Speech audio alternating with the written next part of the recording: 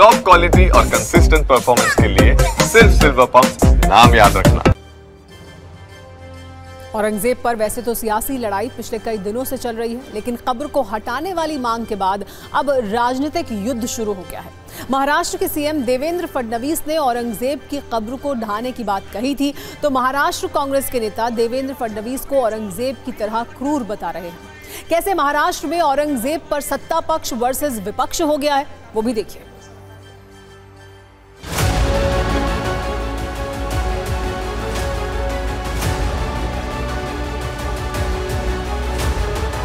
औरंगजेब कधी हजला पण गेला नाही आणि हा क्रूर शासक होता।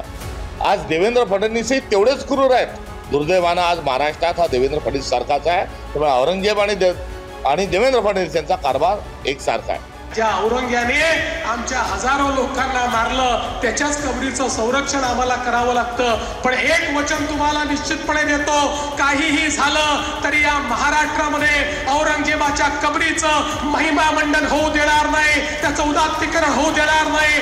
पर महाराष्ट्र सरकार का रुख इस मामले में बड़ा स्पष्ट है कि कानून के दायरे में रहकर के निर्णय लिया जाए। किसको किसके साथ जोड़ रहे हो? केवल गांधी परिवार को खुश करने के लिए? ये इतिहास है, हम इतिहास के साथ कोई छेड़छाड़ ना करें, क्योंकि वो छत्रपति का दैदिप्यमान इतिहास है। अब किसको मिटाना चाहते हैं?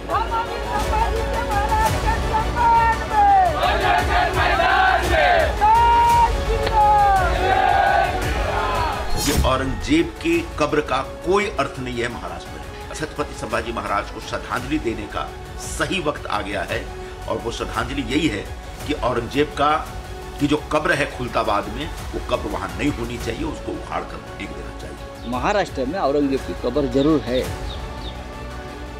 मैं मानता हूँ ये मराठों की एक शौर्य का स्मारक है, और आंदोलन करने की क्या जरूरत है? सरकार किसकी है? मोदी जी की है ना। सरकार आरएसएस की है ना देश में, और महाराष्ट्र में तो आंदोलन क्यों कर दो? ऊपर से एक फरमान आदेश निकालो और हटाओ कब्र। उनको औरंगजेब और छत्रपति शिवाजी महाराज के बीच में जो अंतर है, उनको इस अंतर के बारे में कोई जानकारी नहीं, इसलिए वे ऐसे बयान दे सकते हैं। सरकार उनकी है, जो मर्जी चाहे कर सकती है, उसमें क्या बड़ी बात है? मैं तो चाहता हूँ कि तुम लाल किला भी तोड़ दो। औरंगजेब की कब्र को लेकर छिड़े राजनीतिक युद्ध और प्रदर्शन वाले प्रकरण के बीच आचार्य प्रमोद कृष्णम ने कहा है कि भारत मुर्दों से लड़ाई नहीं करता है। भारत का शौर्य और बहादुरी के किस्से इतिहास के पन्नों में दर्ज है। कब्र हटाना तालिबान का काम है। उन्होंने कहा कि औरंगजेब एक कट्टर इंसान था, एक विदेशी हुक्मरान था जिसने हिंदुओं को टारगेट किया, लेकिन गड़े मुर्दे उखाड़ने का काम ना तो भारत की संस्कृति का है और ना ही सनातन इसकी इजाजत देता है। किसी की कब्र को ढाने के लिए, किसी की कब्र को ढाना, किसी की कब्र को खोदना, ये तो तालिबानियों का काम है। ये काम आईएस करता है। गढ़े मुर्दे उखाड़ने का काम भारत की संस्कृति उसकी अनुमति नहीं देती है, और ना ही सनातन उसकी इजाज़त देता है। हमारी जो संस्कृति है, भारत की जो संस्कृति है, भारत की जो सभ्यता है, भारत के जो संस्कार हैं और सनातन धर्म की जो मान्यताएं हैं, वो मुर्दों से लड़ने के पक्ष में नहीं है।